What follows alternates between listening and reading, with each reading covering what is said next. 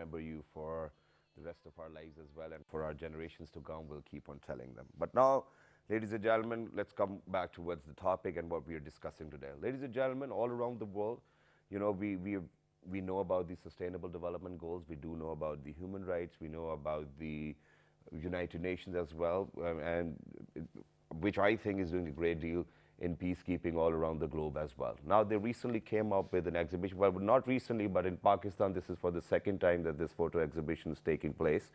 And it is in collaboration with the Embassy of the Kingdom of Netherlands as well. And then I think UN Information Center has played a pivotal role in bringing this competition as well. But other than that, now, all of these pictures which are being exhibited in PNCA, and the exhibition actually kicked off yesterday, and it's open for everybody. Anybody can go from today onwards, and it will be on till the 31st of March as well.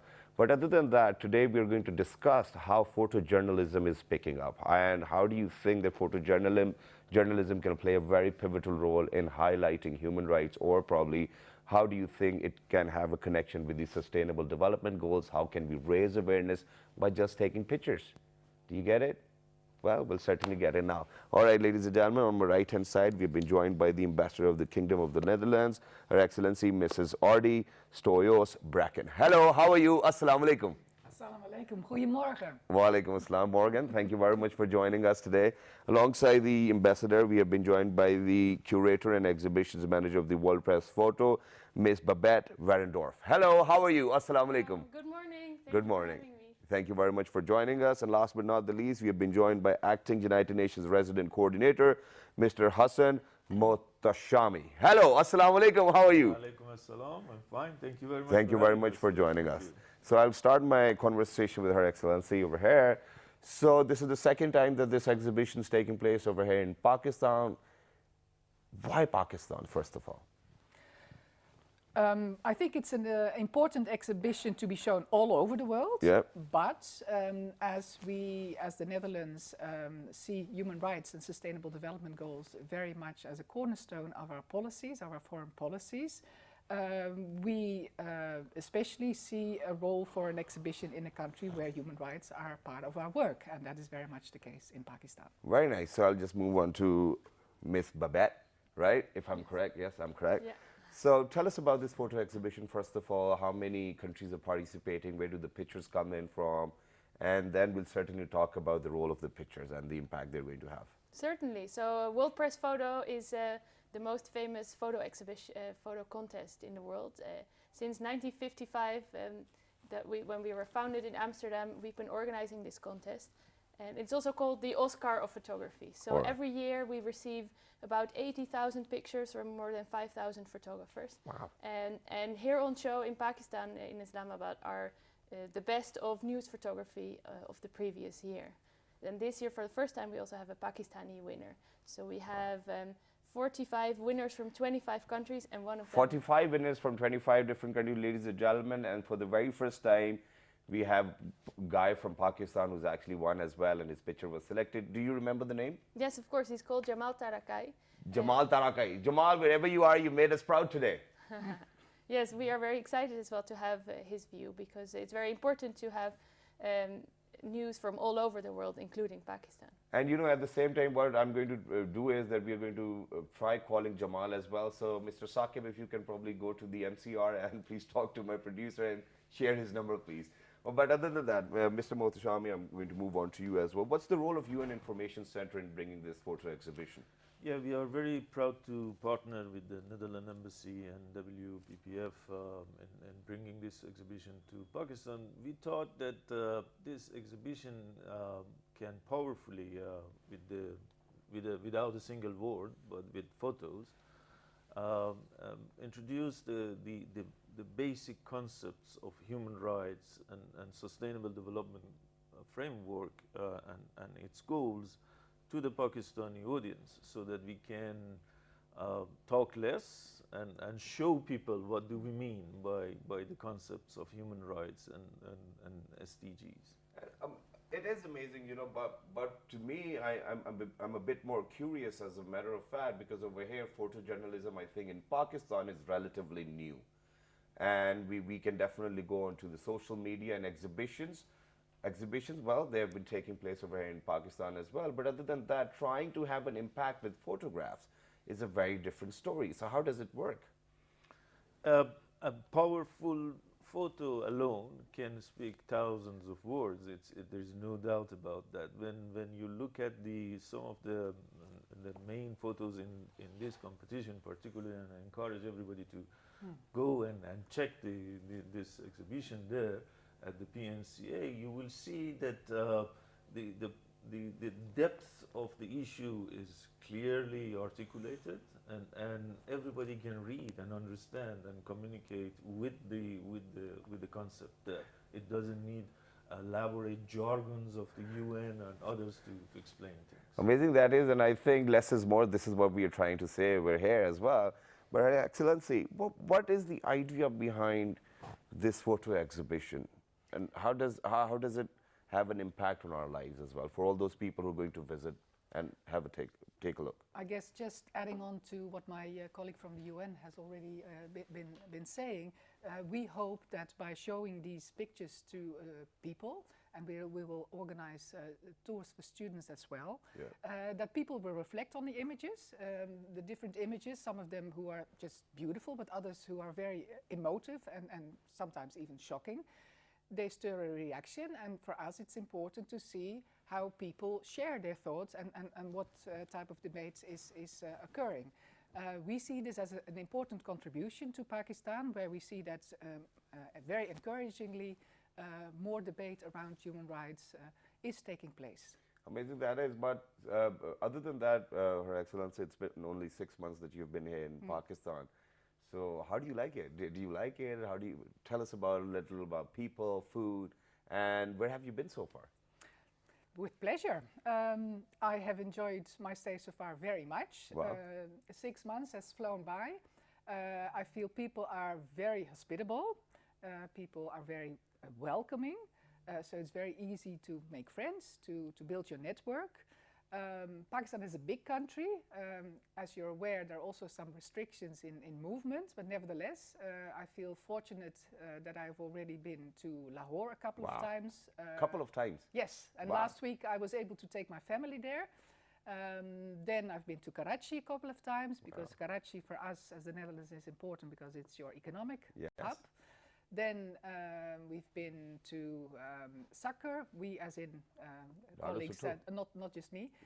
Saqqar, but also Sahiwal, Chakwal, Sialkot. Wow. So, yeah, trying to build on that. So you've been to Sindh, you've been to Punjab. I think you need to go to Balochistan and to the north of Pakistan. Now these are the only places left. And you're going to enjoy in the north, and the season's here as well. So the summer's here, approaching. Now, moving on to Ms. Babar over here. So how do we decide that who's the winner? Do we have like a panel? Do we have a jury who sit down and people take a look at all of these photographs and see whether they are in relation with human rights or sustainable development goals? Because this was the theme, right? Well, every year when we receive all those 80,000 pictures, we convene a jury. They're independent and they're professionals in their field, in photojournalism.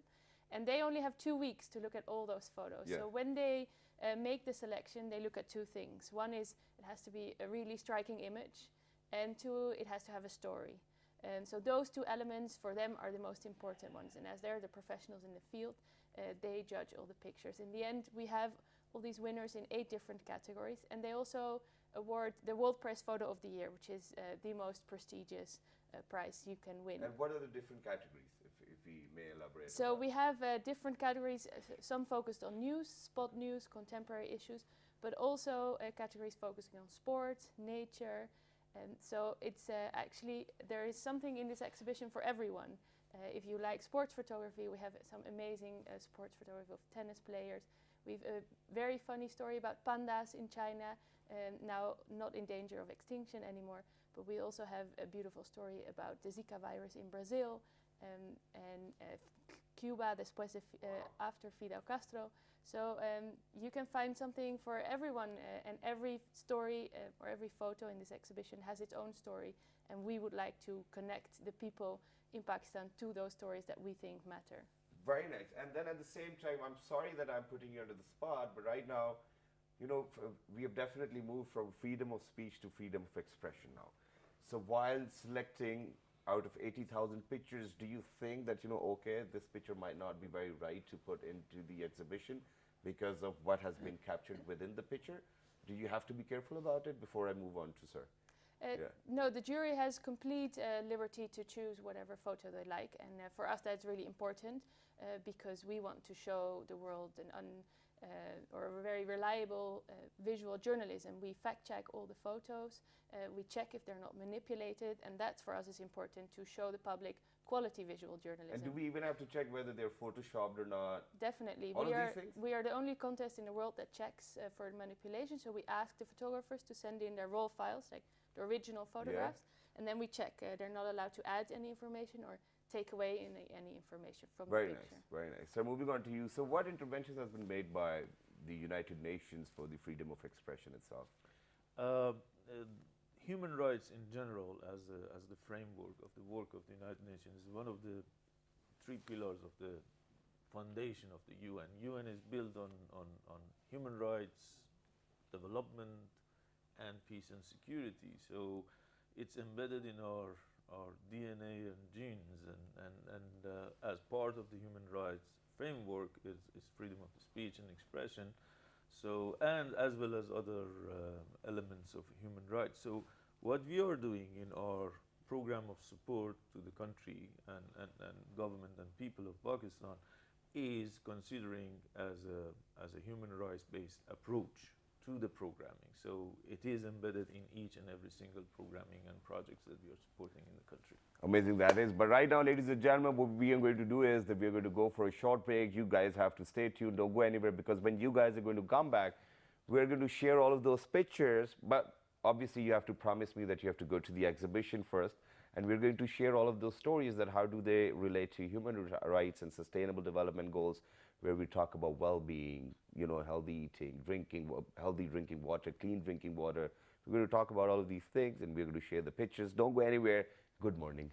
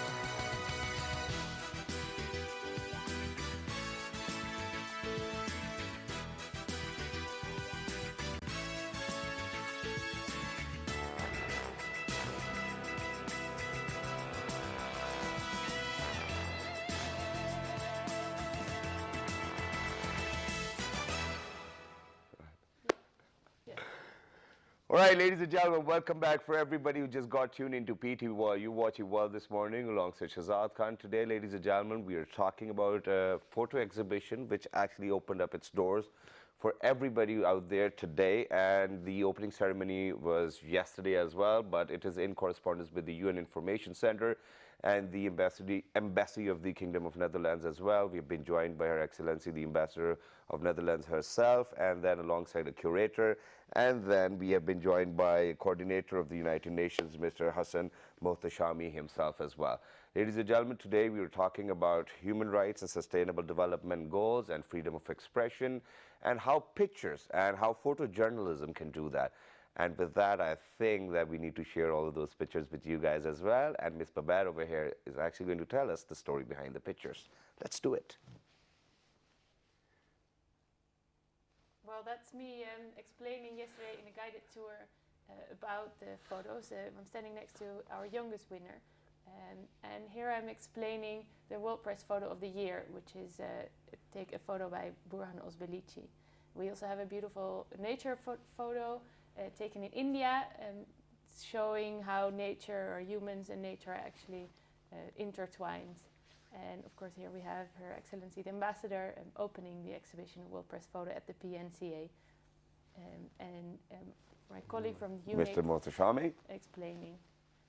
Mr. Jamal Shah Saab, the director of the PNCA, and me opening the exhibition. This is our Pakistani winner, Jamal Tarakai, and we're proud to have our first Pakistani winner.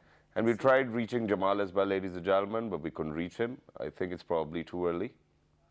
And I really hope you'll visit us in the garden at the PNCA. As you can see, it's outside and it's for free, and everyone can visit until the 31st of March. This is Jamal Tarakwai standing next to his impressive photo. And this is Jaime Rojo, a Spanish photographer who was in Mexico photographing the monarch butterflies. Here. I thought we were going to share the pictures or the photographs as well. Do we have those photographs? Because it's about human rights, and I can see one of the picture where it's actually been highlighted that how important it is to be free and to be your own self as well. But we'll definitely share those pictures. But moving on, Ms. Babette, I think it is very difficult to remember all of these pictures and then all of the names and being a curator of such a massive exhibition, no? What kind of hard work goes down the line? Well, I'm the lucky person. This exhibition actually goes to 100 places in the world, and I curate about 20 of them. So I'm really lucky that I'm able to visit Islamabad, and of course I want to tell people all the stories that are behind the photographs. So I study a lot to make sure that I can tell them to everyone. Wow, amazing that. Well, now moving on to Her Excellency. So, you know, first human rights conference actually took place over here in Pakistan as well. How do you see it in terms of Pakistan growing, or in terms of Pakistan talking about human rights itself as well? Because we came a long way from people labeling us to, you know, a terrorist state and whatnot. And we never liked the fact as well. And for all those people who've actually visited Pakistan, I think, know that, you know, there are different agendas of different news channels or different governments too as well. But how do you see it? Do you see it as a good omen, moving in the right direction, in a positive direction? We definitely see it as an encouraging step in a longer process. We were part and parcel of the conference. We also see it as very encouraging that now an action plan will be formulated, which will focus on creating awareness among the general population about human rights. And I think these are both very important steps, and we are there to partner with the UN, but also obviously with partners here in Pakistan, with the government of Pakistan, to make this debate happening. Amazing that is. Thank you very much for such wise words as well. Now moving on to you, sir. Now, to say that this is what we are going to do, we need a commitment. And to achieve a commitment, we have to be on that goal, and somebody needs to reiterate and keep on telling you to push that forward as well. Now, in terms of sustainable development goals and human rights, where is the UN's commitment? And exactly what the role UN is playing in Pakistan and other countries. We are, as the member states have mandated us to provide the member states with the technical support and monitoring and progress report on the commitments that member states have made. On the issue of, for example, SDGs, Pakistan has has come forward very strongly, and it's not only part of the Pakistan national vision on 2025, but we see a lot of movements at the federal and provincial level to make SDG frameworks work as a localized roadmap for the Pakistani government, federal and provincial governments, to move the development forward based on the SDGs. And particularly we see that commitment because of some of the elements of the previous framework, which was Millennium Development Goals, MDGs, were not achieved fully in Pakistan. So we see a reinvigorated and a re-energized commitment in Pakistan to ensure that this time around, within the next 15 years that we have until 2030, the full agenda is addressed in Pakistan, and the goals and commitments are met by the end of the year,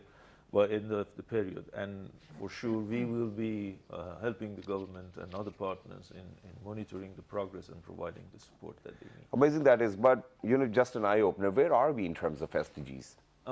That's a very complicated question. I know, but you can say probably we're there 50%, 40%, just a rough number. We cannot put a specific percentage or tag on it, but I can address one point, for example, that we seriously think Pakistan is lagging behind. All right. As I mentioned before, eye-opener thing, it's a population dynamics of it. It's Pakistan on the issue of sexual reproductive health and access to family planning. I'm saying it because I'm acting resident coordinator. Exactly. My main hat here in Pakistan is UN Population Fund representative. So that's an area that we are working with the government to ensure that each and every single woman in this country have access to contraceptives whenever and wherever they need that. We feel the issue of use of contraceptives in Pakistan is lagging behind of many comparable countries in Asia and beyond. I quote a figure that shows how important is the issue. Saudi Arabia achieved a higher percentage of use of contraceptive in 1998 than Pakistan today. So 20 years ago, Saudi Arabia achieved a better contraceptive rate than Pakistan. We need to look at the issue beyond just sensitivities. It's not about the culture or religion. It's about how we program the concept and how we communicate. But this is what is different over here, and I think with that, we definitely need to come up with awareness campaigns as well. But Her Excellency, moving on to you now, how do things work in Netherlands as well? Do we have anything common in culture as well? Or we don't? For example, joint family systems? Because over here, since you were talking about the use of contraceptives as well, we just do not see it as that, we certainly have to use such a thing to probably stop from growing your own family. Over here, we say that whether a daughter or a baby boy, it's a blessing from God.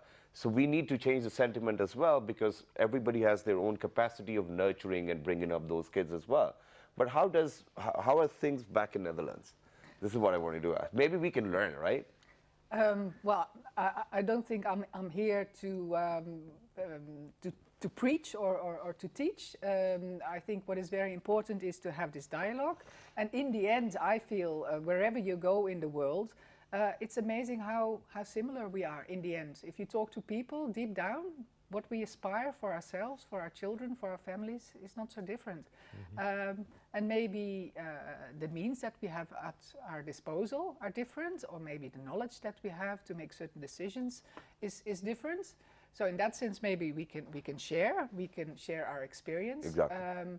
But definitely not with the intention to tell Pakistani people what they need to do. No, that's not what the point was. Actually, the point was that we were talking in terms of the Sustainable Development Goals, and I just wanted to add, since I asked Mr. Mohtashami that, where are we? So he said that, we were lagging behind. And, when we are a global village, right? And we tend to learn from other people and their experiences too. So maybe there might be some experiences on provincial and federal level which you can share with us, and we might probably not lag behind. Yeah.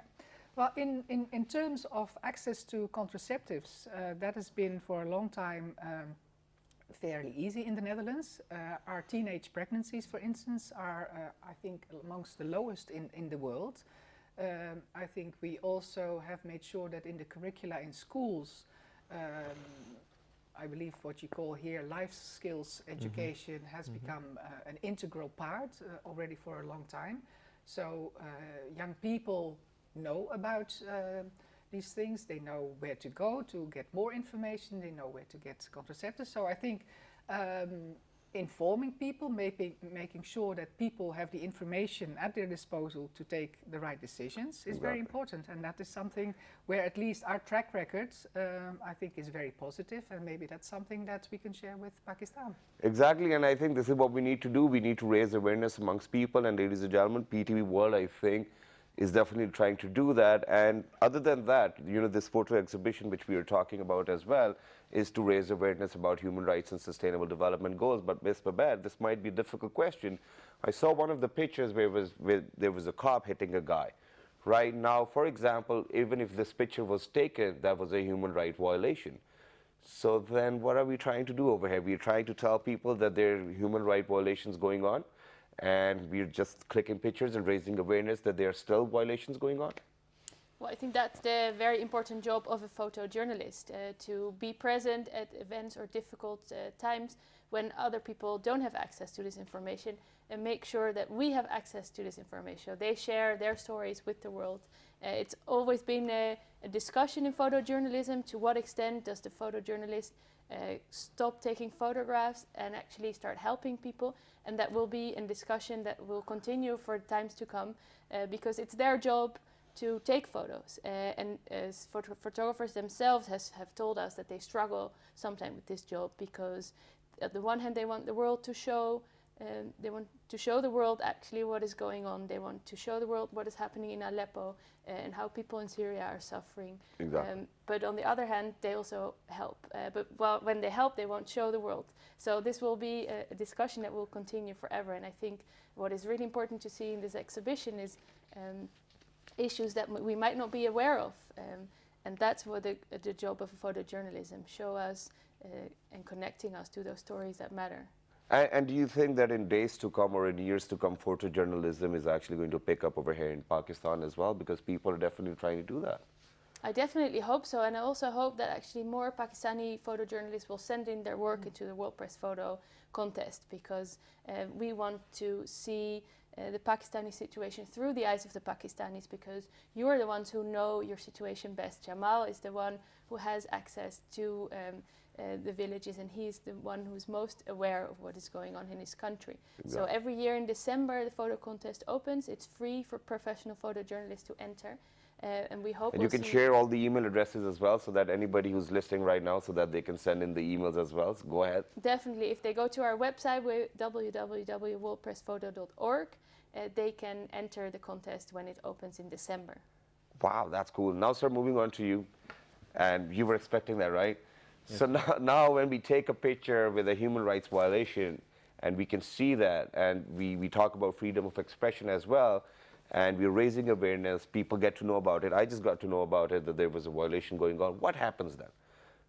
The point is that some of the achievements in development or as addressing the human rights violation start with creating an internalization of understanding of the concept. Without that, if the parents don't appreciate and internalize the children's rights, if men are not in a position to understand fully and comprehend the fundamentals of women's rights and gender equality, then the next step will not happen at all. So the whole point is to start with creating that environment that everybody appreciate and comprehend the concept, and then ready to move on.